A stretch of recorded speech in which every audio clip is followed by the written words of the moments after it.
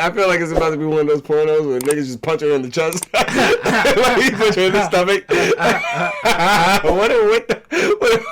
I've never seen that.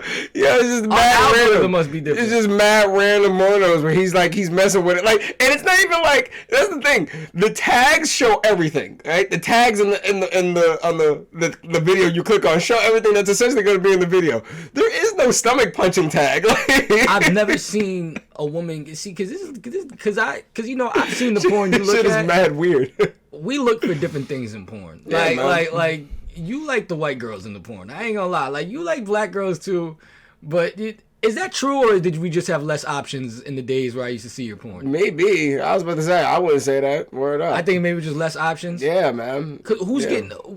Who's getting punched in the stomach? Well, here's the put me on. I don't know anyone specific. Like, this is all amateur shit. You can't pay fucking what is it? What's a chick who can't pay Riley Reid to get punched in the stomach at this point? Like, she's well beyond that. Nah, man. No. You gotta go to Mofos. Like, I've never seen a girl get punched in the stomach. Son, you gotta describe man. This. This is crazy. Like, what was the setup on this one like? The setup was Well, what was it? Maybe like a casting call.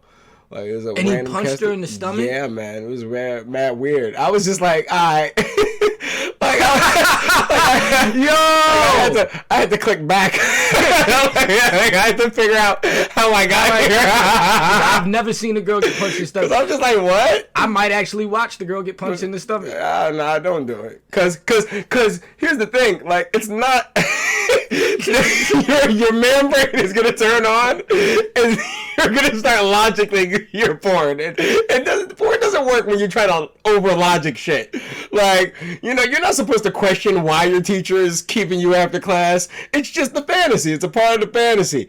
But once you start punching in the stomach, like, and it's not like a bondage scene, like there's no context, then you're like, wait a minute. The whole world, at least my whole algorithm, is talking about the Jeffrey Dahmer series. The Jeffrey Dahmer series. What do you know about Jeffrey Dahmer, Chris? I know that he is a part of the CWC, the Crazy White Coalition, along with John Wayne Gacy and Ted Bundy and I think Howard Stern's on there. I think he's on there. All right, Brett Favre is on there now. He's definitely on there. Yeah, man.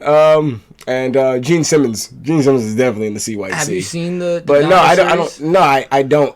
And I'm curious. Tell me more about this, because we just came out with the Ted Bundy one featuring Zac Efron, featuring High School Musical. He did?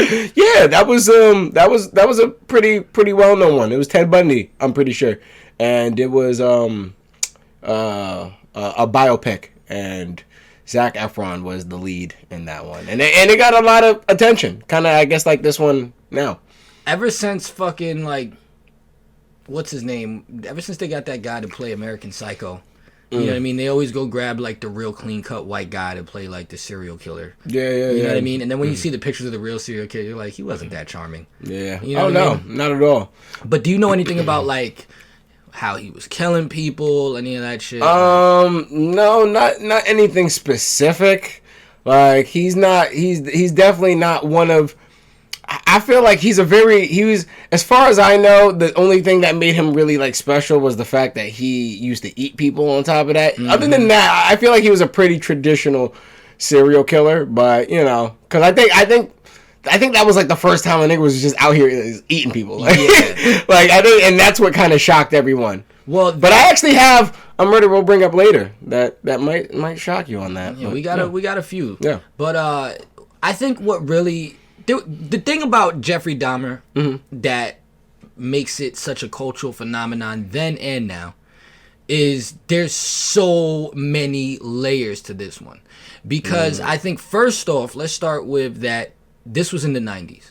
You know what I mean? Most of, like, the serial killers that were popular in the 70s. I think wasn't, like, the 70s, like, the peak of serial killing and shit like that? The 70s was a peak of a lot of shit. I mean, that's where Bill Cosby got into his whole Quaalude thing. Got it. So, And I mean, Jeffrey Dahmer's original kill, which I'll get into a little later, that was in the 70s. All right. But he got caught in the 90s. Like, his, I guess, killer peak was in the 90s. So this is one of the more recent serial killer, discoveries of this day and age. You know what I mean? feel like there was like a period of just like American patriotism between like World War I and II, where just Americans was just like really together. And then maybe like 10 years after, 15 years after World War II was over, it was just like, I'm bored. Like, well, you're actually kind of right, but there was a buffering period in there, and like there was the what was it called? Vietnam. Vietnam and like the hippie movement. Yeah, the hippie movement, and I think the Korean War too. After that, there was a lot of like liberal freedoms of hitchhiking and sexual stuff, free and all love. That. And it's just like, what they say, like, you don't know the limit you don't know the line until the line is crossed. Yeah, and I think like, as much as this was a product of just crazy people, because there's been serial killers, I would imagine, since fucking the beginning of the time. Like, who was the motherfucker that used to run around? Damn, man, he was like in the old times. It really doesn't matter. Who? I don't want to stumble Jack on the Ripper? Jack the Ripper. You know what I mean? But I think that the 60s, late 60s was like, there was a lot of opportunity for people that had that serial killing fetish or urge in them to, let it rip. You know what I'm saying? And then also there was a huge race and sexual element in this one. Yeah. Like, I didn't realize how race related this all was. So let me kind of break it down. So break it down to me. There's so much to unpack. So I'm gonna just go with it in terms of the series. You know what I mean? Because that's where I'm learning most of my Jeff Dahmer shit at, and that's where I think a lot of the young generation is learning a lot of their Jeff Dahmer shit at. I found it hilarious though. Like, people think, like, some people out there, they think like you're supposed to just know about serial killers. Like, they teach this in social studies. Yeah. I saw some girl post like, the fact that y'all just figuring out about Jeffrey Dahmer shows me how uneducated you are. And we gonna get back on that. We're gonna come back to that. All right. I'm glad that you made that a point, because that is. We're gonna get back to that. Yeah, right? Actually, maybe we should start there before I even get into the chronological of it. No. We can get back. We can get back to that. We'll get back to that. Trust me. So pretty much the series opens up. I'm watching it. My sister had hit me. She was like the last straw of like, all right, I gotta check this out. She hits me. She's like, hey, can I sign into your Netflix? There's this series I want to watch. I'm like, is it the Dahmer series? And she's like, yeah. And I was like, all right, but just know, like, he's eating dicks in this one. And she's like, what? And I'm like, oh, you don't know. I'm like, oh, just watch. Because like, I remember people still talking about Jeff Dahmer when I was little. Yes. You know what I'm saying? So it's like, she's a 2000s baby, 1999. You a 2000 baby though. You know what I'm saying? She's 2000 baby. Nobody was really talking about Jeff Dahmer around that time. When she was growing up, we was Bin Laden'd out. Yeah, you know what I'm saying? By the time she was two, America had fallen. Yeah. You know what I mean? But like, I'm like, all right, let me check this out. So I'm only on episode 5, so this is only somewhat of spoiler alerts. Okay. It opens up, and this is what I don't like about fucking just the Netflix generation. The Netflixication of everything, yeah. There's so much options, and so many people like everybody can just turn it off and grab the next one, that like they're algorithmed out the way like Instagram and TikTok is algorithmed out, in the sense of like, if they don't give it to you right away, they're afraid that you're gonna just change the channel. Yeah, they're not gonna retain you. So like, it's cool sometimes, and in this case, I actually liked that they kind of gave a little bit of away. But I'm tired of every movie starting out with like the climax for 30 seconds and then working its way back. Yeah. I think like that shit is such a flawed fucking just format now. Like, if you go back and watch some of these old fucking horror movies, you wouldn't see the climax till the fucking climax. Like, we would actually get an intro. We would actually get every movie now is starting off like a hood movie where the nigga's already dead, and it's like, I bet you're wondering, how'd I get here? You know what I'm saying? With this dick in my mouth. So, yo, Jeff Dahmer is really on the floor, and then they do the fucking close-up on Jeff Dahmer, and it's like, I should be dead for all the things I've done. And it's like, while he's in the cuffs, and I'm like, oh, we really about the human Jeff Dahmer Yeah, out? exactly. Like, we're trying to make this seem like this is a rags to riches story about how I got here, about how my life got turned upside down. Like no, no, we're not gonna do that for you, bro. This nigga wasn't West Philadelphia born and raised. Like this man. And not to just jump around, but that kind of supports what the victims' families are saying. They're like, yo, y'all are glorifying this nigga. Yeah. Which I didn't think at first. But when you see it like that, it's like, I wonder if they watch this shit. And that's part of the reason why I had a problem watching the Ted Bundy thing. Because it's like, why would I want to give any type of incentive to a large media corporation to focus on a person who is famous for murdering and hurting other people? Like, why would I want to? I don't want to do that. I'm not curious what goes on in this nigga's mind. Like, I've talked to people who have shot and killed people before. They're kind of interesting, but they're not so interesting that I gotta listen to a whole biopic about their fucking story. Like, I don't need to do that. I can talk to these things for 5 minutes. Okay, he's crazy, and I can go on about my day. Like, but you know what? Yeah. As the more I watch, right, I realize this is about Jeff, but this shit is really about the people that were around him and all the signs that were there and how people ignored it. That's kind of interesting. I feel like that's a more interesting approach, because I felt the same way about like Halloween, right? Like, I didn't feel like Halloween had been like a dead series for a minute, and then Rob Zombie, the Rob Zombie one, yeah. And it starts off with him as a kid, and he's mutilating shit. It's like, this is how you start off a movie. Like, this is how you build character development right here. Like, this is cool. Like, you don't see this ever. You just, you start off Halloween and it's motherfucking Jamie Lee Curtis. Well, that's Michael Myers. But still, you know. But it's Michael, yeah, right? But yeah, that's so funny. She got the, whatever deal, Jamie Lee. Yo, she got the John Cena contract of Halloween, my nigga. Like, yo, for real. They not getting rid of her ass. Like, she got the Rock contract where it's like, yo, we need you to come back, my nigga. Like, they won't let her die. Like, they got her in her room just eating stem cells, waiting for the next Halloween. Matter of fact, like, Michael ain't even the same nigga probably. Like, they could just keep pushing Michael. They kept her ass. No, man. They're like, we need those dried up titties one more time, all right? All right, Big Show. All right, we need you to be. Come on, Chris Jericho. But, like, all right, bro, I'm telling you, so much to unpack. So it's like, yeah. So, all right, so as a dad, this movie's terrifying. Okay, yes. This makes me not want to have no more kids. Mm-hmm. And I feel like, no more. So it starts out, you know, with Jeff, you know what I'm saying? And basically, his mom is cuckoo. You know, she's got postpartum and all these things, right? That they didn't know what it was at the time. And she's running around looking for UFOs. Like, I think one of the first scenes that you see of her, she overdosed and Jeff was there. And then you have the dad, who is like, I don't know if the dad in real life is how exactly they're painting him.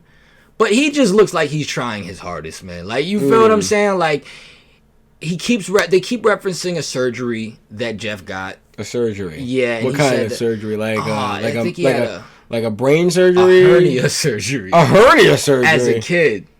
As like a little kid. And he's like, yo, Jeff hasn't been the same since the surgery. Because what they do is, like, they're skipping back and forth between present and in the past. So in the present, when they're telling him that, you know, when the police bring him in and like, yo, your son committed these crimes or whatever, he's like, yo, Jeff hasn't been the same since the surgery. You know what I'm saying? And then he references it again when Jeff is a kid. So Jeff is a little off, and the dad is always trying to, like, find a way to bond with him or whatever the case may be. Okay. So I think they were out hunting or some shit. Long story short, Jeff starts having a fixation with the dead animals. Okay. And I think the dad used to work in, like, a lab, whether it was in college or professionally, and there was, like, some taxidermy shit going on. Okay, yeah. And he tells Jeff this story about how one time a doctor had removed the brain from a frog, right? And then fucking he kept part of the brain in, but he removed the part that reacts to pain. Then what he did was take a cotton swab and put it in the frog's head. The cotton swab was dipped in acid, and the frog still was trying to take the cotton swab out. He said, which was like a fascination of like it was a phenomenon, because it's like, what in the body is making the frog still do that? Yeah. Later on, you find out Jeff Dahmer, he was doing that to niggas. He was trying to relive that same experiment.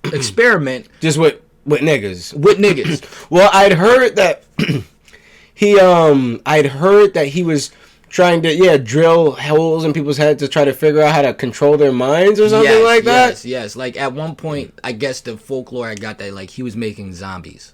Oh. I think that's what he was trying to. So you're telling me that Jeffrey Dahmer was Haitian? No, he wasn't Haitian. Okay, because that's definitely some voodoo witch doctor shit. I'm going to bring him back alive. We're going to bury him in dirt. We're going to bury all right, now throw the chicken blood. So, long story short, he's going through that. Oh, so now him and the dad have a hobby of taking apart dead animals on some taxidermy shit. Okay. So they're bringing them to... I got to pause right here. I know that you niggas, it's hard to find things to connect with your children about. I know it's hard being a dad and having to entertain this little bastard. But you can't start ripping apart. like, I've never heard of some more like, what? I can't believe he did Columbine. But here's the thing. We know that now. How do you know that when there is no Jeff Dahmer yet? Nah, I still wouldn't. Because my thing is like, it's one thing if they're pulling apart action figures. It's another thing when they're pulling apart live animals. That is a different response. Well, the dad's teaching them. The dad is showing him. Oh, he's showing him how to be a taxidermist? He thought, because he's like, yo, this kid, that's the only thing he shows interest in. Oh my God. That's the most white dad shit I've ever heard in my life. Kind of brings up the topic of like, are people born serial killers or do they become them? Because Jeff Dahmer, when he gets caught, he says like, yo, this has always been in me. Yeah. But yeah, exactly. I don't know. I feel like girls that get caught cheating say the same thing. Like stop trying to make excuses. I was born. You knew I wasn't shit. Like, I had an OnlyFans. Like, what do you expect from me? Oh my God. So from there now, Jeff starts showing homosexual tendencies, which back in that time was extremely frowned upon. You know what I mean? So his first kill actually comes from, a dude that he came onto. Oh, okay. I was going to say a gay lover? No. It was this kid that he became friends with in the neighborhood. Oh, wow. He was living by himself at this time because his mom left and the dad got divorced, and dad didn't know he was by himself, but the mom was cuckoo. You know what I mean? So he invites this kid over to lift weights and do all this type of stuff. Tries to kiss the guy. Just very like it's manly, but it's homoerotic stuff. Like, like I'm gonna bring you to my house to lift weights. Like, hey, spot me in your '70s jean shorts. You know what I'm exactly, man. So when he tries to come on to the guy gets offended, calls him the F word, and Jeffrey Dahmer just wiles out and hits him over the head with something mad heavy, and the nigga dies. Wow. That was his first victim. So I guess, quote unquote, out of fear and fascination, to cover it up. His first crime was a crime of passion? Yes, first crime was a crime of passion. This is why I'm like, are you trying to humanize the nigga, or are we just, Yeah. But the nigga fucking, he takes the guy's skin off, breaks him down to just bone. Wow. Breaks up the bones and buries him around the yard.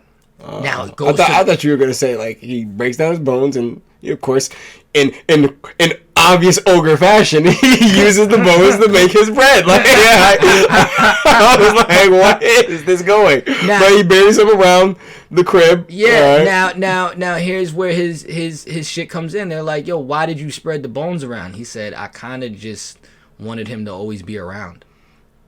The fact he was scattered, like I kind of always want him there. Okay, that's dark. That's a pretty funny joke. As a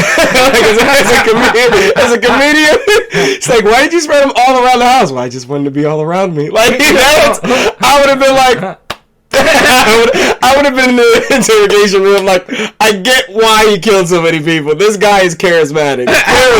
Clearly, this man is a character. Like, I want to spot him on the way back. Exactly. You know what? Yeah, man, get ready. Like, what's your max? Like, so from there, it was like he tried not to kill people. There's like a bunch of shit going on. I don't want to, break down the whole shit. Yeah, don't spoil it. But then, right, we get to now the racist element. Really? In the sense of oh no, hold on. We skipping one of the craziest parts. This motherfucker ends up moving in with his grandma. Okay. And starts killing niggas in his grandma's house. So, first off, you have the dad that's kind of ignoring the whole, my son likes to mutilate animals. Yeah. Then you have the grandma who's in denial. This motherfucker is bringing a bunch of men home. You know what I'm saying? Fucking killing them, chopping them up in the basement. And the grandma's like, yo, what's this smell? And what's all this other shit? And then using just the torso for my sex things. Yo, and there's one scene of him where he has a severed head and he's like kissing the shit. You know what I'm saying? But the grandma's always like, yo, there's a bunch of random men here. I never see the same one twice, and I keep smelling this crazy odor. Grandma, you don't know what Astroglide smells like. I'm clearly having butt sex down here. Like, no, he's killing him. No, I know, but he's having butt sex too. Like, let's not skip past that. Like, now here's the crazy butt sex first, then murder. She only steps in when the nigga brings a black guy home. She's like, wait, no, something is off here. Yeah, all right. Something is wrong. Ain't nobody, leave it to grandma to be like, ain't no one fucking no niggas in his house. Jeff, I didn't know you had black friends. Whoa, I draw the line here. She stays downstairs with the guy after he drugs him, all types of shit. This is the first one that goes to the police, right? The black dude. The black dude goes to the police. This is a surprise. A black dude is about to get raped by a white dude and goes to the police. Because this is where we know where to draw the line is, niggas. We ain't gonna tell another niggas. We telling on your crazy white ass. Nah, because that's the thing about, like, black people are cool with a lot of funny shit that white people do. Not that ass shit. Once it comes to ass shit, we're out. Like, we're good. So mind you, so from there, this motherfucker, no, I'm skipping. Before he even started bringing him to the grandma's house, okay, he was going to the bathhouses, which that's something you don't see anymore. Bathhouses. Not in America, yeah. So, but this in America, this was just like the gay haven. You know what I'm saying? Of course, dudes would go. Yeah. So his thing was just drugging dudes so that they'd pass out all night and he could cuddle with them. And he would just leave them there. So he had got banned from the bathhouses. So then that's when he started bringing them to his crib. Drugging them and cuddling with them. Drugging and cuddling with them and then cuddling with their torsos. So now, here's the thing, right? The police are consistently knowing this nigga. And that's the next theme I'm getting into. Mm-hmm. So he ends up going to jail. Long story short, he fucks with this 13-year-old kid, this immigrant kid, you know what I'm saying? Okay. Which he ends up killing his brother later on. But in this, right? He ends up doing like a year. When he comes home, he has to get his own apartment. He moves to the hood. And when he moves to the hood, his neighbor is the black chick from Reno 911. Oh, yeah? Who did an amazing job with them nice titties she got over there. But, she... Was it, I think, Nancy Nash or something like that? I think so. Yeah.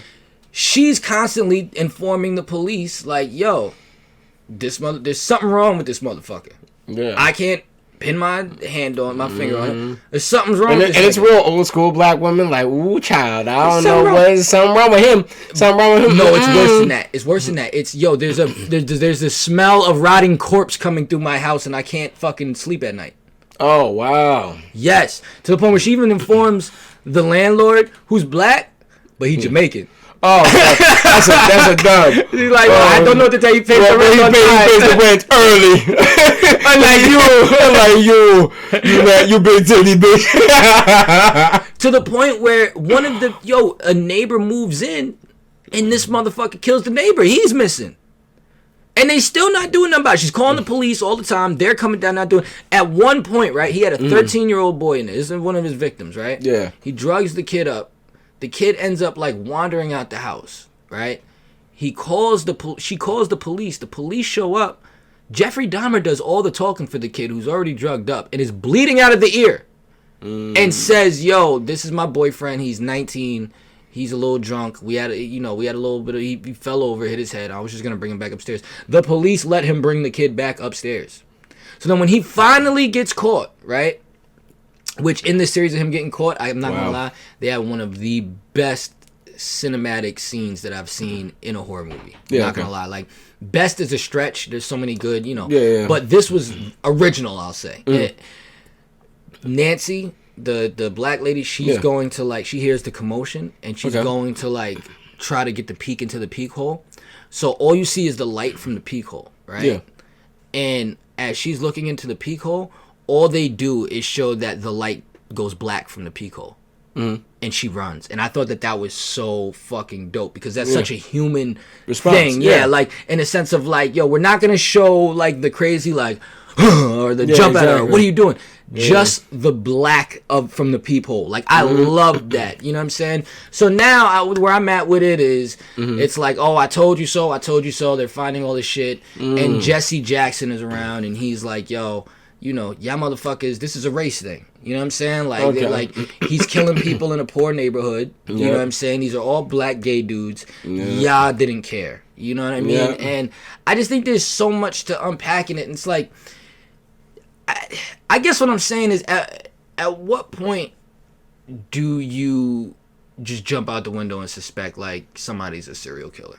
Yeah, you know what the thing is, and the most interesting thing that I've seen that seems to be a reoccurring theme in like all of these murders that I've been looking up and researching is that the problem is that a lot of these dudes that are murderers are these, I don't want to say incredibly handsome, but it's like just like Patrick Bateman, like these very A-type, very assertive, very, kind of, they have figured out a way to kind of mask their kind of psychopathy, like with positive seeming traits.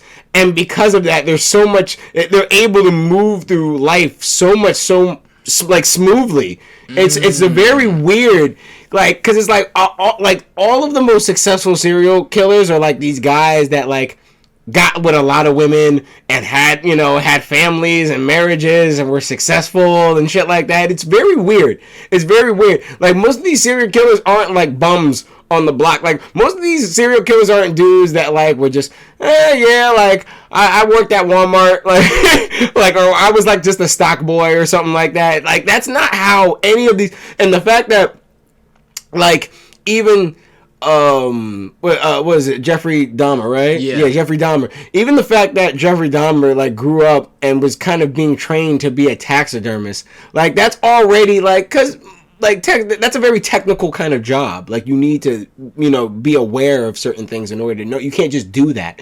Like, it's something that takes a lot of technical training. So I just find it very interesting that all these people that seem to be serial killers, with regards to one that I will mention despite him. But a lot of them seem to be like these very well-adjusted individuals. And I think that's what makes it harder. You know what I'm saying? Because it's like when you're a fucking bum, people are way more likely to suspect you to be a weirdo or a creep or a murderer than if you got your shit together.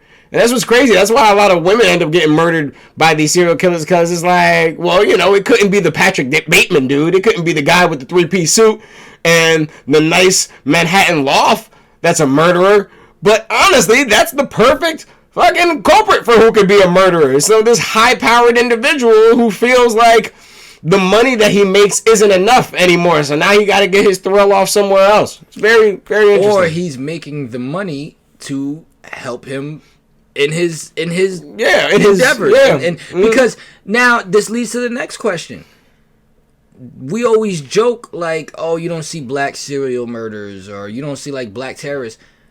Is it because it's easier to be a serial murderer when white privilege is involved? I'm asking. Because in the Jeffrey Dahmer movie, there's one time he gets caught, but he should be doing hard time, and the judge is extremely lenient on him. Like, he's on some, like, you deserve a second chance. And mind you, this is the arrest of him molesting the kid whose brother he ends up killing later. And he's like, yo, look, you're I know your type. You're not the type that should be in jail, so I'm going to put you on a work release program. We're not going to tell the people at your job the nature of your crime. When the Filipino immigrant father tries to testify, he's like, I can't understand this guy. There's a lot of white privilege in this. And I'm thinking like, okay, It's yeah. Is there room for, like, yo, do you know how many times this woman has called the police and they're like, well, we could just we could tell them to keep the noise down. She literally called, like, yo, I heard a man screaming and a fight and there was like heavy screaming and like a thud, and I smell some rotting flesh, and they're like, well, we could tell them to keep the noise and this noise down and the smell down. Yeah. And it's like, as a nigga, I don't think we would be able to get away with serial murder. Well, here, and this is why I think, like I said, once again, it comes back to just personality types more than anything. Because when we think about the most blatant, like killing that a nigga got away with, we gotta go to, allegedly, O.J. Simpson. You know what I'm saying? O.J. Simpson was a very famous, influential NFL star that technically killed 2 people, got away with it, and then wrote a book about how he didn't kill his wife. But technically, if I did kill my wife, this is how I would do it. Like, that's some shit that you don't see a lot. It's different. I'll tell you how it's different. No, it's not. It's not different. Because right, you said white privilege, right? Is there an element of white privilege? The key element that ended up getting OJ off was the fact that they used race as a means to disparage the officers that were investigating him. So it's kind of interesting that you say, well, is there an issue with white privilege? But at the same time, we can also use that as a means to help people who honestly probably did it. I'm not going to say that OJ did do it because that's allegedly. But at the same time, we can, the black card was also used conveniently and intelligently to get a black man off that could have committed a crime. I'll tell you why that's different. Yeah. Because there's niggas beat bodies every day, B. We see niggas from the hood that beat bodies. Yeah. The point that I'm saying is literally in serial killer. Yeah. Serial killer means that you've been getting away with it for a long time with multiple, even if it's not a long time, with numerous victims. Mm-hmm. Like, the closest thing that we have famous, as far as we know, is a black serial killer, because also I think also in the word like serial killer, what I think kind of the connotation that comes with it is that it also entails you're killing the innocent as well. You know what I'm saying? I don't think that's the only definition, right? Because you could be a serial killer and you could be targeting people that have done crimes. But what I'm saying is I think it's a little different. Like, all right, it is a little different when the war that we have going on within the hood, if you end up getting 5 bodies, you know what I'm saying? Yeah. It's a little different because there's a warfare going in there. There's institutionalized racism. This has probably been going on before you, right? Mm-hmm. But a lot of the serial killers, they want to kill for the sake of killing. You know what I mean? Well, remember, we can't use that. We can use that in terms of hood dudes. We can't use that in terms of OJ. We can't. But here's the thing. Now with OJ, right? That they didn't give that nigga time to serial anything. His first alleged body, they went and grabbed him. I'm not saying black people don't kill. I'm just saying we don't get away with it for that long. Yeah. I feel like there's too much to the point where if they even think you do it, they're gonna throw it on you. Whereas like with white people, they're kind of a little bit more like, well, we gotta know and we gotta da. And I'm not saying that I know for a fact that there's white privilege in it, and I would have to do more of my research. But I would just, as I'm watching I'll put it like this: as I'm watching the Jeffrey Dahmer series, and I'm thinking of the stereotype, you don't see a lot of black serial murders. I think it would be dumb to say that the urge that a serial killer has is not in black people. I'm not saying that. Of course. I'm just saying I think they get away with it longer, and white privilege is a huge contributor, and that's why you don't see a lot of black serial killers, because the ones that would become serial killers get caught fast. And that's the thing. If you like I was saying before, thank you for even bringing back up to OJ, because I would have diatribed the fuck out of that. But the closest thing we had to a black serial killer was the DC sniper. That nigga had to get 3 bodies in 4 days, because he knew, they not gonna keep letting me rock. You know what I'm saying? Like, I don't care how much you didn't think that they at the time, which I wasn't there, but due to the reports that I hear, that everybody assumed he would have been white. You know what I'm saying? He was still a black man, and he's the closest thing that I know that we've had to a serial killer, and they got that nigga in a week. And I don't know. It's just, how do you feel about that? I don't know. I feel in terms of murder, in terms of serial killing, I always feel it's different, because when it comes down to it, like white or black, the smartest serial killer, the serial killers who don't get caught are the smartest ones.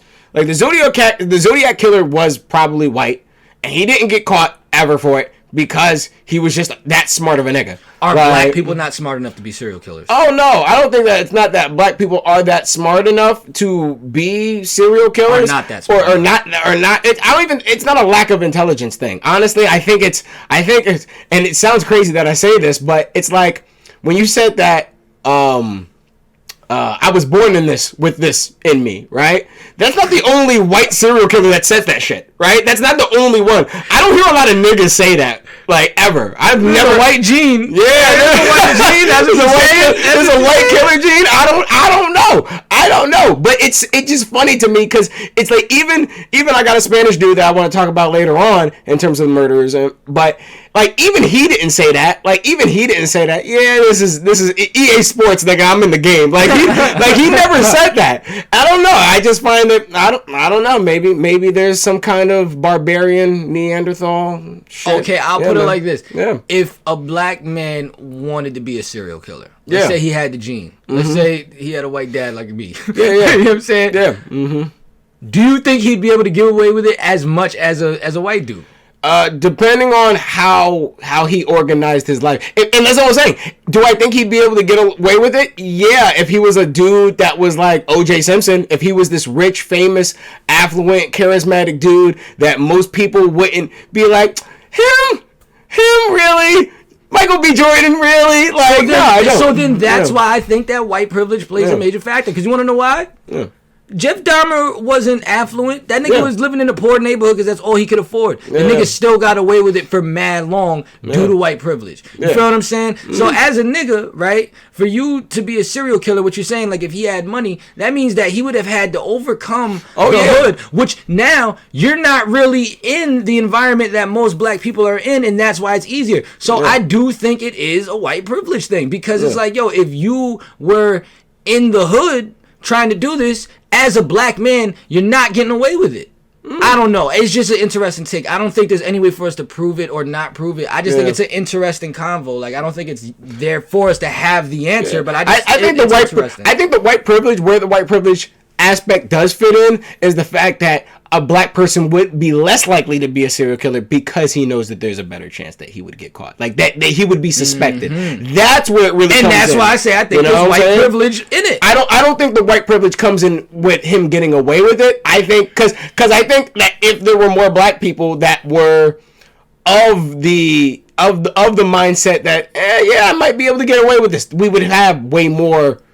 And that's not to say that we don't already, because there's probably a bunch of niggas in Chirac that could be considered, or in hoods around the country that could be considered serial killers. Because I think the connotation of serial killer, right? We've kind of dramatized it a little bit, right? Because let's get down to really define what a serial killer is, right? A serial killer is a person who kind of kills with impunity and doesn't really have a motive. He just kind of has a like of killing, and I think where the white privilege aspect comes in of it is that when it's niggas killing niggas, white people don't really care, right? White people don't really care. When it's white people killing white people, when it's white people killing kids or young white kids, then people care. But a black serial killer who was going around killing mad young black kids, he'd probably get away with it. But here's the thing. I disagree, because you want to know why? I bet you 80% of niggas in the hood that kill another black man, in their mind, they are going to get away with it. What you said? Because you said the reason you don't think that there's a lot of where the white privilege comes in is that they feel like they could get away with it. Mm-hmm. So maybe your white gene thing really is right. Because I don't think niggas in the hood go out and kill a nigga and think like, I'm gonna get caught today. I think a lot of niggas think they're gonna get away with it. I always think of whenever I think of a nigga killing another nigga, I think of that scene from what is it, Baby Boy, where he comes in, he's just sweating that hard. And Big Rain comes and takes the gun. I love that scene. I love that fucking scene. I think because that's what I picture every nigga. So I think it might be a white gene thing, because I think that's the nigga part of us. You said that. Don't throw that as your theory. Fine, whatever. It might be. It might be. I'm trying to keep our little white fans. It might be. All right. I'm trying to keep our little 4 white fans. You niggas, some of you niggas come from Vikings, all right? It might you be. might have a point there, my nigga. It might know be. What I'm saying? Listen. Jack the Ripper. You know what I mean? Maybe he had a lot of kids running around. That's what I'm saying, man. Like, I don't know, man. Bro, this is. Now I gotta find a black serial killer. Like, now I gotta, you know what I mean? There's probably a good amount. They just don't get publicized a lot. You know, that shit would get publicized. White people would be thirsty to throw one on us. Like, all right, we got one. Stop blaming us. I swear to God, man. Oh, man. Another thing about this, right? So bring it down, conclude it for us, so we can move on. There's still a lot that I gotta watch, but I think that halfway through. I'm literally halfway through. Okay. How do you feel about the victims' families and their standpoint on this? Like, do you think has Netflix tricked niggas into us supporting them monetizing black trauma again? 100%. They've been doing that since the Get Down. That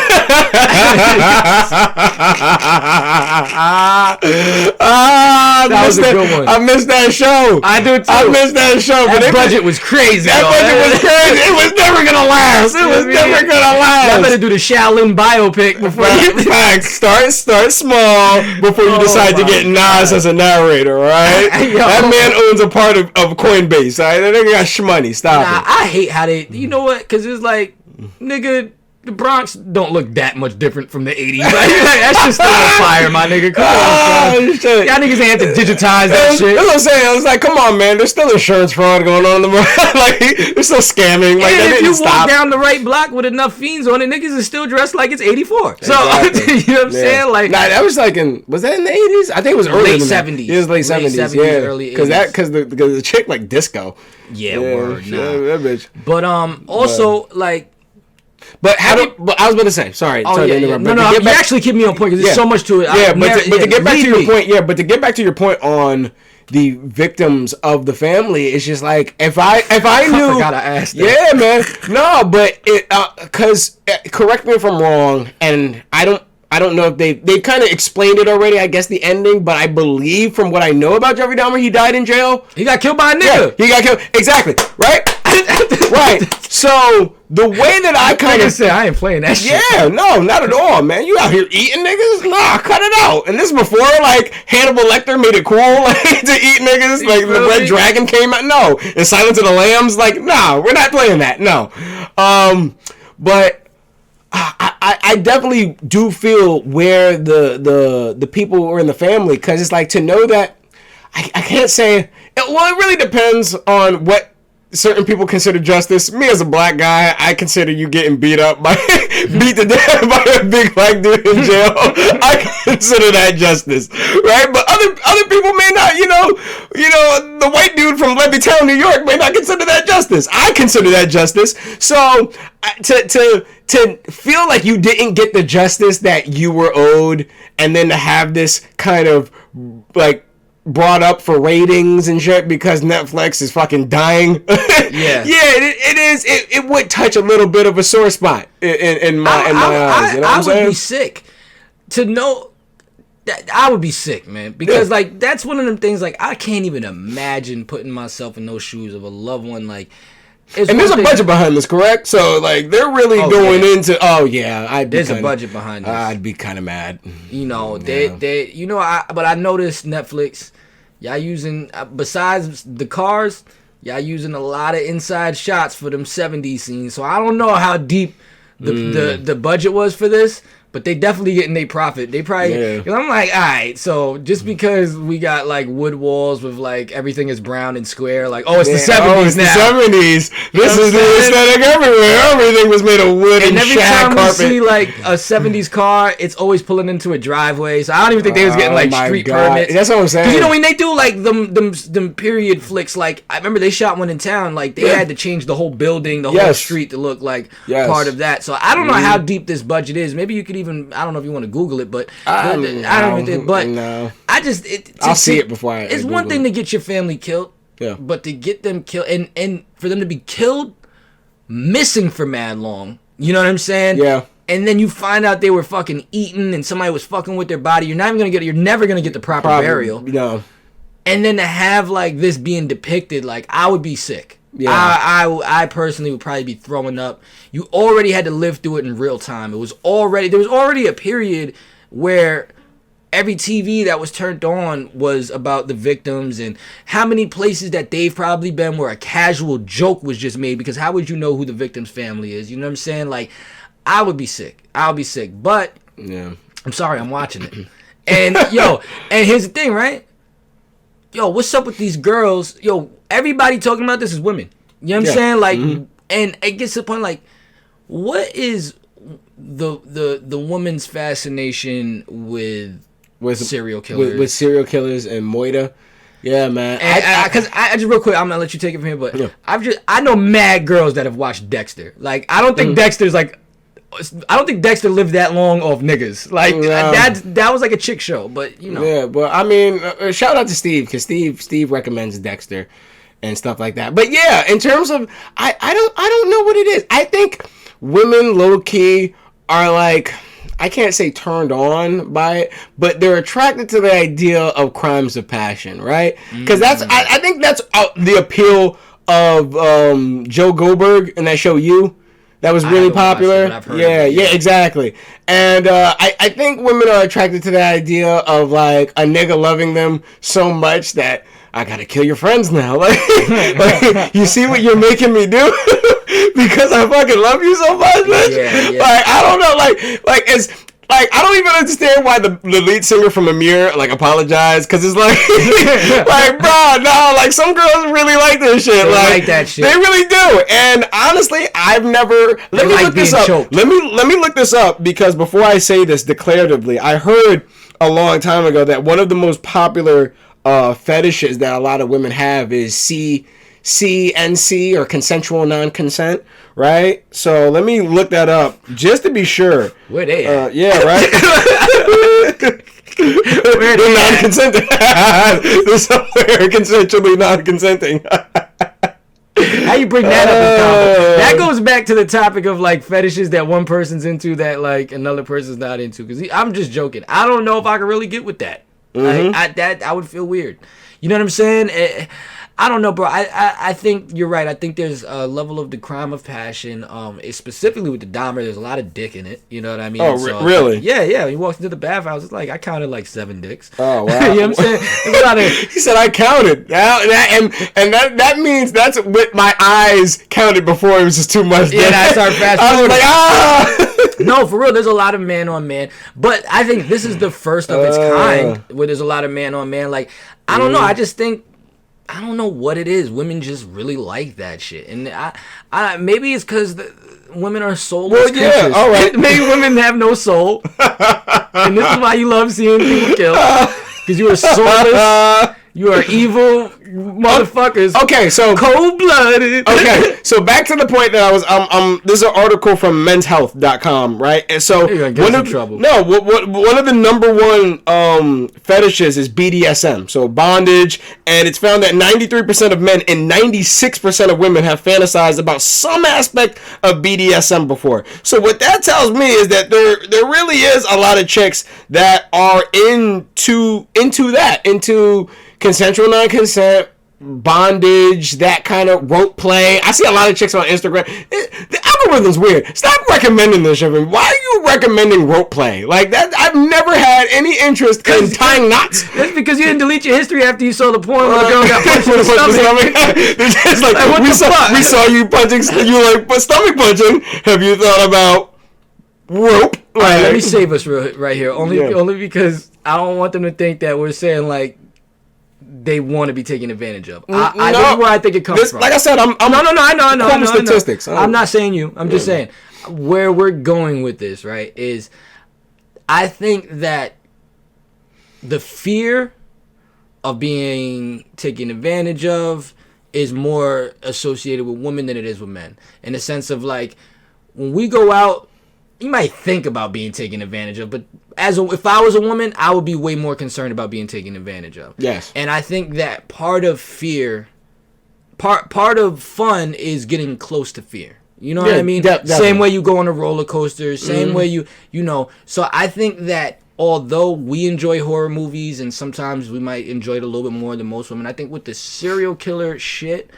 I think that that fear is probably realer to them. Yeah, like the fear of being taken advantage of, the fear of like you know how they always say to a girl, you don't leave with that guy. You know, he look like you'll end up in the trunk somewhere or something like. Yeah, exactly. That's a fear. Yes. So it's like I think like everybody kind of finds pleasure of dealing with their fear. It's why niggas watch a lot of movies where the nigga get raped when he go to jail.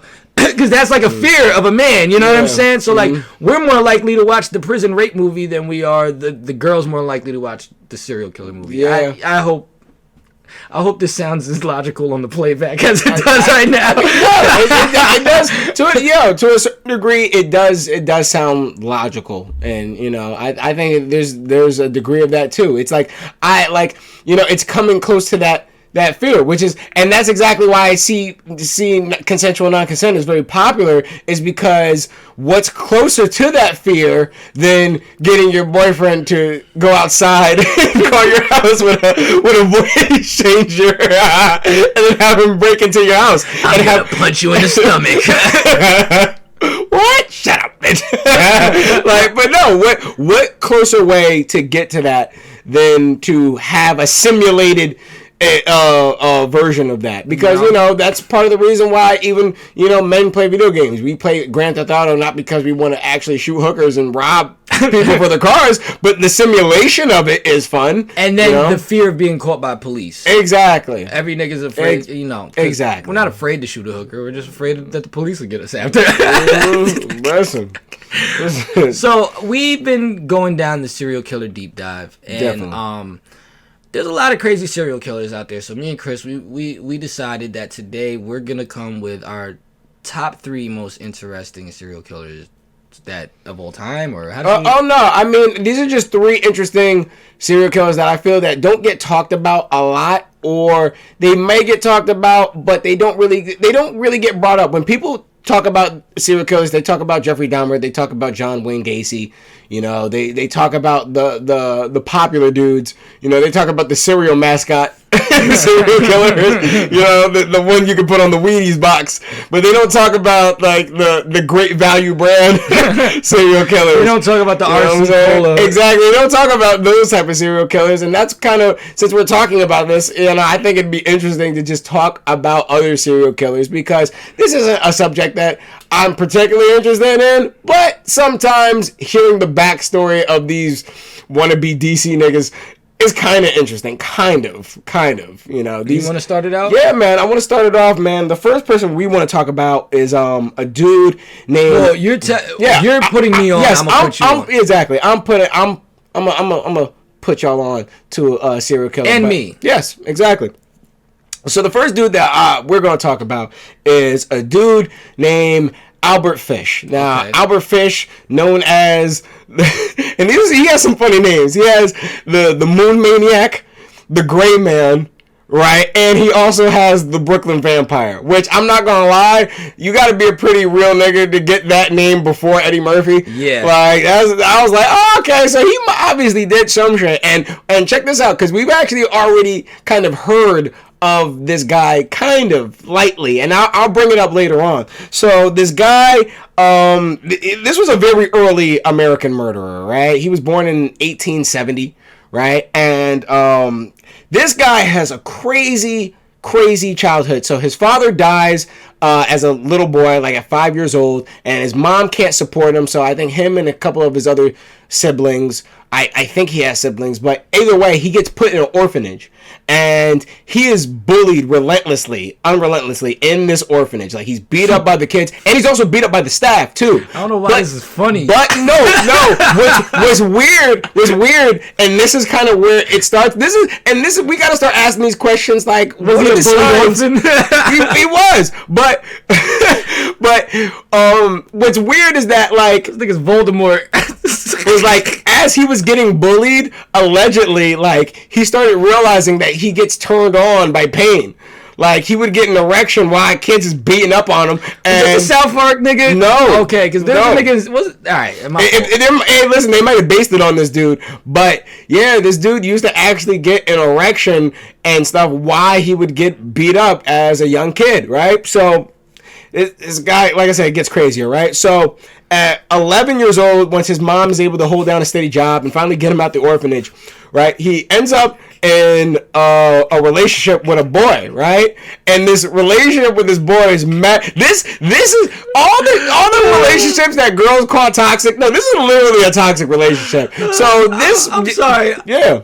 I'm totally using that the next time I get jumped. Oh, my dick hard. Yo, that honestly, that might be the best defense. I mean, let's just start jerking it. That might be the best, or that might just get kicked in the dick. One or the other. Niggas might be like, this man's dick is hard. Stop his dick out. But that's my rule. I don't get in between hard dicks. I don't give a fuck who's trying to hurt you. Listen, I'm sorry. Continue. Listen. You're not a real nigga unless you stop a nigga's dick out.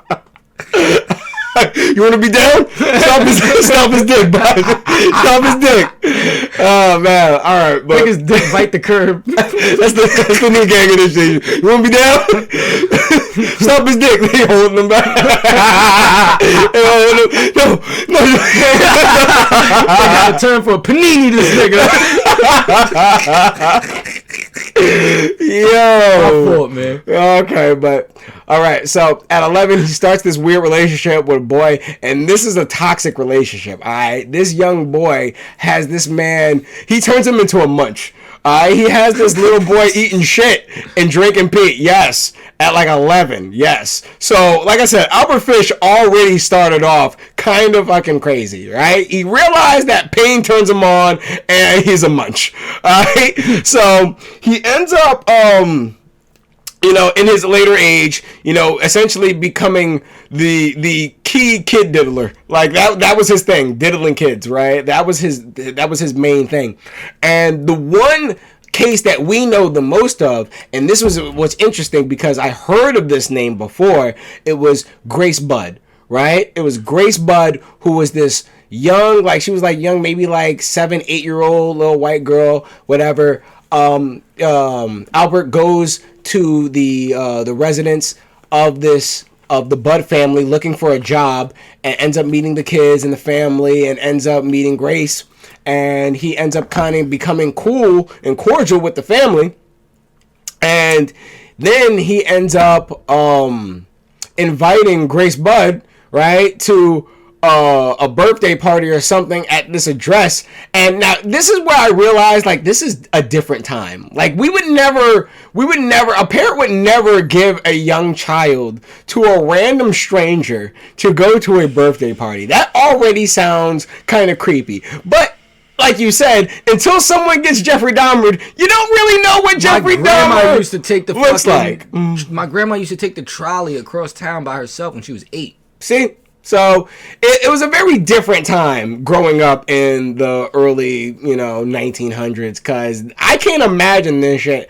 happening now. So obviously, Grace Budd is never seen again. But this is what makes this nigga crazy. Yo, you go to pick your kid up from a birthday party, the nigga's just not there? Bro. How did that go down? Bro. Well, he disappeared after this. He disappeared. So they went back to the crib and just nobody was there. Yeah, no, he did. Yeah, they gave him an address, right? Grace Budd was never returned to the crib, right? Because he said that he'll return her at a certain time, right? And then when they go to look up the address that he allegedly brought her to, the shit don't exist.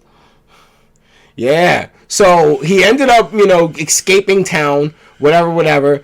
And for years, that man was on the run. And what makes this nigga crazy, right, is the fact that he ended up actually sending a letter to the mom of the family, telling the mom how he killed her daughter and how he essentially ate her and how essentially it took 9 days to eat her entire body. Like he writes a full-fledged letter.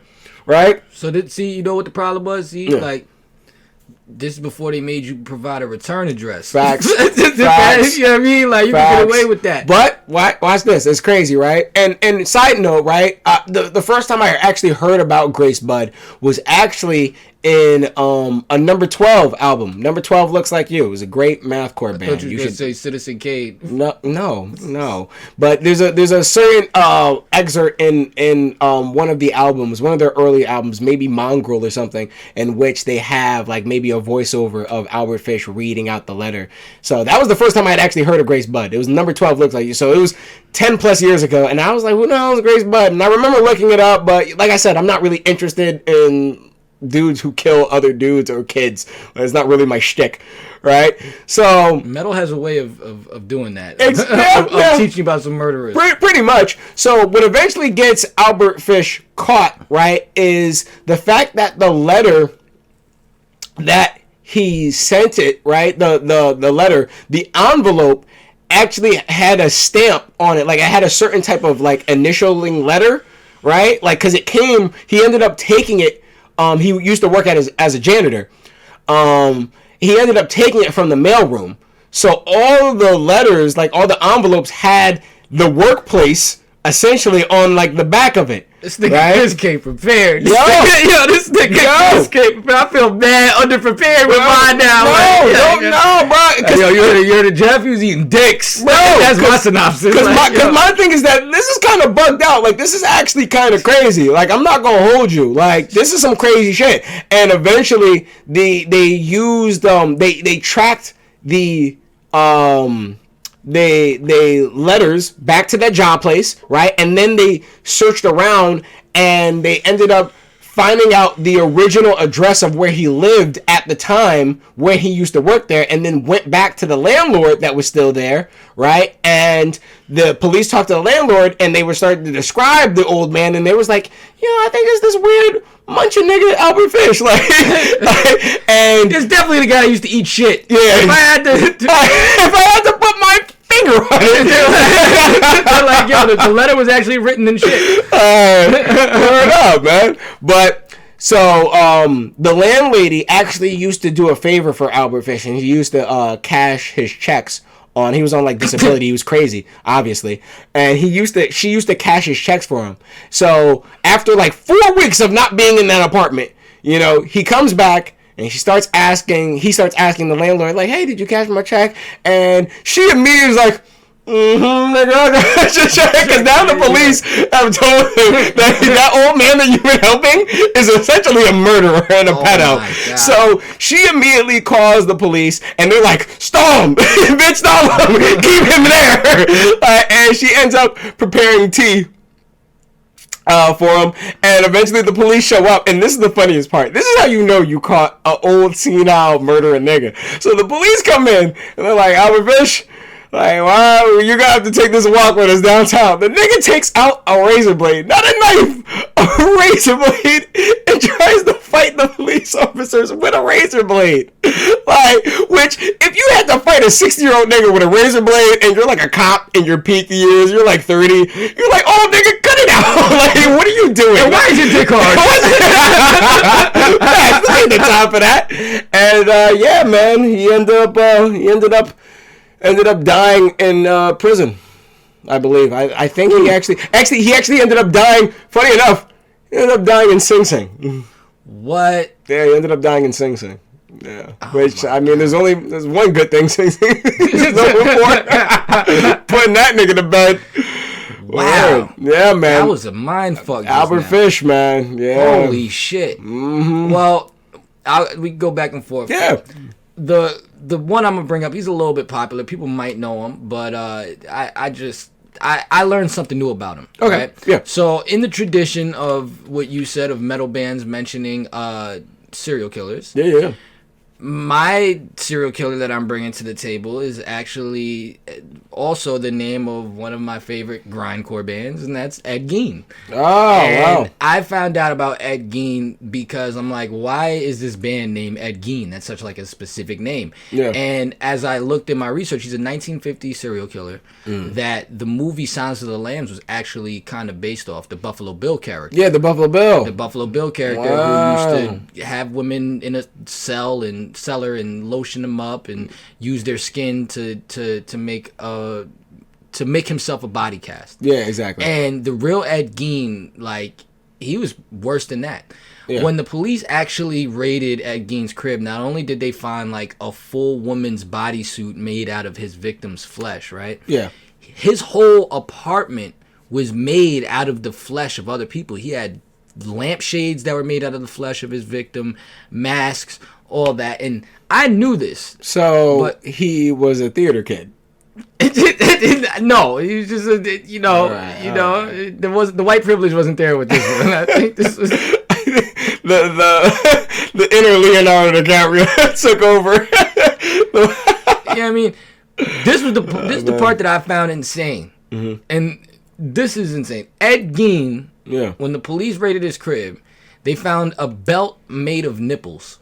That is fire. That's like a dream to me. How you make a belt out of nipples? Like, what the? Do you like staple them together? Like, how do you do? Yo, can you imagine a Gucci belt made of nipples though?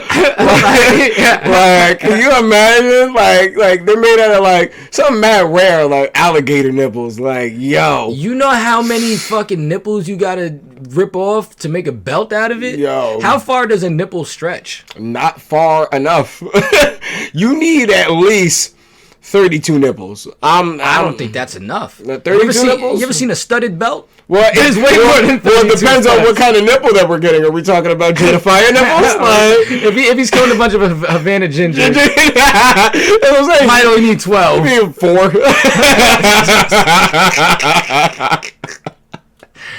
Yeah, so who's next on your list? Next on my list is a dude from Mexico. Well, he's not from Mexico. He's actually from California. His parents are Mexican, and you're gonna learn how he's Mexican in a little while. But he was born in the 1960s, so this is a more recent murderer, and his nickname was the Night Stalker, which I'm sorry, that is just such a cringy name, like for any the Night Stalker. Like, I get it, like he was probably in his prominence, I think in his 20s, so it was definitely the 1980s. So they were kind of like in that weird kind of like let's find like a superhero name for everything. I don't know. I feel like by the 1980s they should have already been like 3 Night Stalkers. Like, you know that's what I'm saying. Like, did they trademark Night Stalker for him? Like, I don't think so. But the thing that made him stand out to me is that like the variety of his range of victims. Like, most people are like, I'm gonna kill a bunch of like men and women around the same age, or I'm gonna kill children. This man's body count was anywhere from like 20-year-old victims to 79-year-old victims. Oh, he was just out here. It's very Bill Gates about this nigga. He's just like, if you're 75, your life is done. Like, I'm gonna just solve that.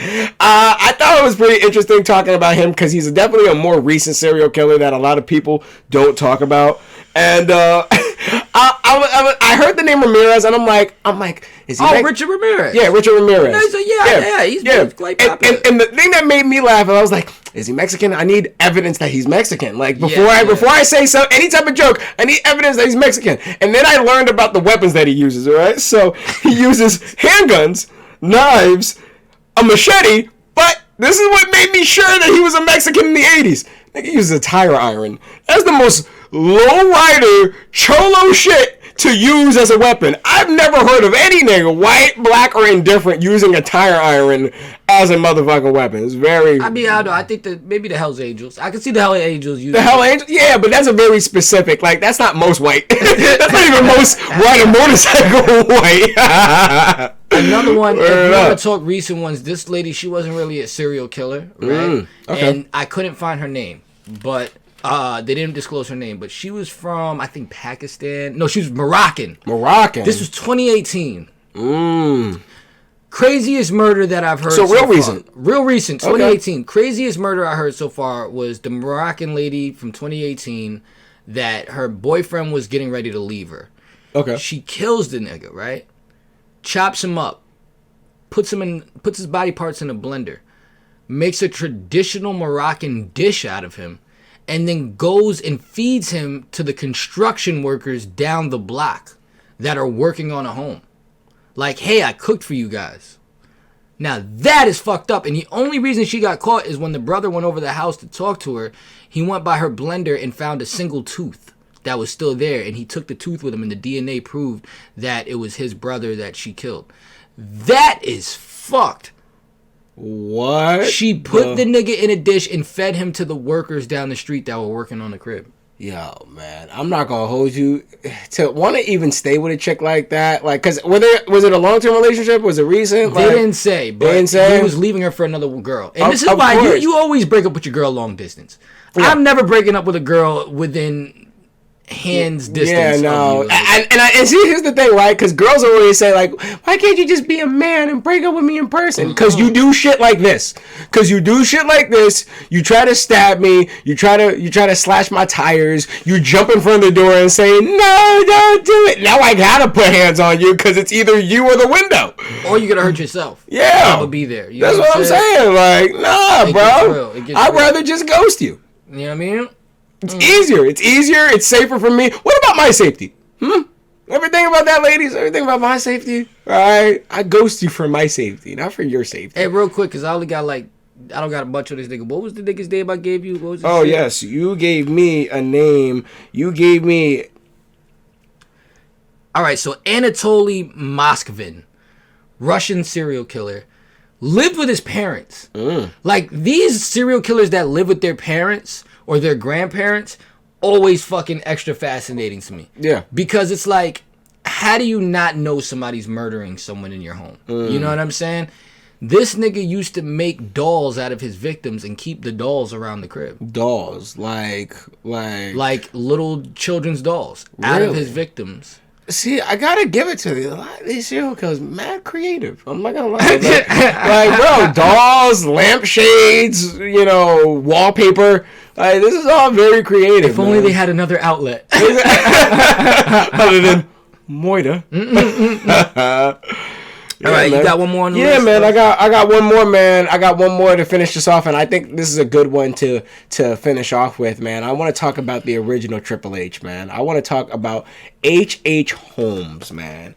H.H. Holmes, who was born in 1861. Now, funny enough, this guy is thought to be the original Jack the Ripper, actually. And funny enough, in recent years, either his grandson or his great-grandson, who has obviously inherited all his journals, actually believes that this was the original Jack the Ripper, because in a lot of his diaries, right, in a lot of H.H. Holmes' diaries, there is information about killing a lot of prostitutes in London, in old London, and Jack the Ripper was alive around the late 1800s in London, in that time, that era of London. So it definitely coincides, and it definitely makes sense. But do I believe it? It's a little sketchy, but I think that was pretty interesting. But I think the main reason why H.H. Holmes, the original Triple H, time to play the game, what made him such an interesting serial killer was not only the fact that he was thought to be America's first serial killer, which to me, nigga, that don't really make no sense. Like, what about all the motherfuckers that was killing Indians? Like, y'all go first. Like, what are y'all talking about? Anyone who was involved in the Trail of Tears, nigga, you go first. Like, Andrew Jackson's the real first serial killer. That's what I'm saying. Like, so cut that shit out, right? Yeah. But what made H.H. Holmes so interesting, right, is because he was a fairly intelligent dude, right? Fairly intelligent. He was actually his nickname was Dr. Murder. He's actually a doctor, right? He was a bit of a con man, and he had moved to, I believe, Chicago, right? He was born in New Hampshire in 1861, but he had moved to Chicago, and he moved around a lot, even though he had a family. And he ended up working at a pharmacy, and he ended up building a house. Not a house, a hotel down the street from the pharmacy, so he could, have a place to live and get to work very quickly. It was called the World Fair Hotel, and essentially he created it for it to be a place for a lot of like immigrant people, like kind of like the first like hostel. Like a hostel is a very cheap hotel, international hotel. You'll have a lot of international people in the hostel. It's a very cheap hotel that people can stay, and they're on their way the next day. And what was fascinating about the World Fair Hotel is that it was essentially a murder mansion, right? The way that the building itself was designed did not make any conceivable sense. There's stairways that went nowhere. Stairways that went nowhere that would just stop. There were rooms that had no doors. There were doors that did not lead to rooms. There were several chimneys that would just stick out of it randomly. And the only person that said to understand how this house worked was H.H. Holmes. And a part of the reason why it was never an official hotel is because obviously the design of the house, it made it so hard for him to get insurance and certain type of permits. I was about to say, where were the building inspectors? Exactly. Honestly, but you got to think about this. He died in 1896. So he didn't even die before the initial, like, when he died, kids were still being in chimneys, like, just to let you know how long ago, like, Tiny Tim didn't get sympathy around this. Yeah. Boy, get your ass in that chimney. I don't care if you get black lung. Like, it was around that time. So, I'm tired of thinking old. That's too damn bad. No, that's a whole fact. But, he was a very intelligent man, charismatic. He actually was such a good liar. This man, and this is what I'm be saying about these guys being charismatic, this guy had 3 wives. 3 wives. And the amount of people, they still don't know how many people he killed. And this is the most fascinating. Now, they think it's up to 200. He's confessed to 27. He's confessed to 27. The police only have proof of 9 of his killings. So, well, I don't think we're ever going to actually know how extensive his murder record is, unfortunately, just because the technology of the time was just not, it's just not up to date. It's just not enough. And based on the fact that he literally had an entire house dedicated to killing on some Sweeney Todd shit, we'll never actually know how many people he actually murdered. Now, I always think that this is probably one of the most interesting serial killers. It's a guy who actually designed a home based around killing. Yeah, man. H.H. Holmes, man. Well, the original Triple H. And he still didn't kill as many people as the new Triple H has killed wrestling careers. So, yeah, exactly. Listen, it's called the pedigree for a reason. All right? Ooh. All right? Ooh. All right? You need to get your degree before you step into the game. All right? Because he will show you just how not ready for this job you really aren't. All right, man. Well, we need to talk about serial killers more often because I'm learning from this nigga. This nigga, man. We doing another serial killer episode. Listen, man. Yeah, when I'm not gonna hold you. This is why I don't like this shit. It gets me all paranoid and shit. Because once I start getting interested in these things, I'm like, oh man, but how did they? Oh wait, they couldn't even figure out. Like, wait, he was that nice with it? Yeah, man. It is definitely a morbid curiosity type of thing. But yeah, man. I like learning about people and humans and weird shit. So, well, I think you should go watch Dahmer, bro. Yeah, I think you'll enjoy it. I'll steal it. I'm not Netflix. I'm not giving you the views.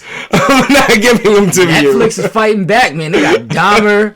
They got the new Monsters on there. The new Monsters movie by Rob Zombie. Mm-hmm. They just put Scarface on. Really? They got Once Upon a Time in America on there. Shout out my man Sergio Leone, you know what I'm saying? Like, okay. Fight back, Netflix, fight back. Yeah, man. Listen, but do they have the greatest movie ever made?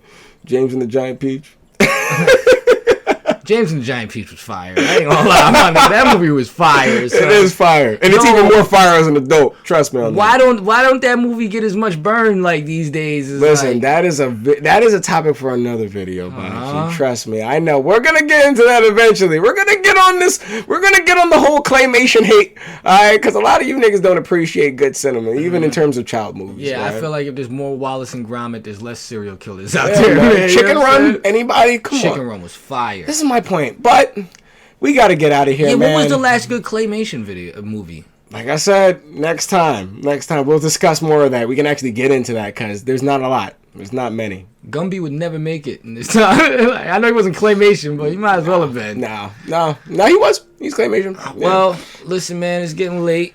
Yeah, man. We definitely gave y'all money's worth this episode. Yeah, definitely. We appreciate all the love as possible, and we know you love the content too. So like, share, and subscribe. Remember, subscribe. We're trying to get to 100 subscribers by the end of October, and I know that y'all can help us get there, man. I know that y'all can help us get there. I know y'all want us to get there. Y'all want us to win. Alright? And we want to win with y'all. So once again, first of the month, signing out. What's your last words, man? If you smell rotting flesh, just fucking call the police. Like, yo, like, you know what I'm saying? Like, that should be, bro, like, how much rotting flesh should be allowed to rock? Like, word, I can't smoke weed in my apartment, but rotting flesh gets to rock? Fuck y'all. Listen, pays us right early. Black people stay out Milwaukee.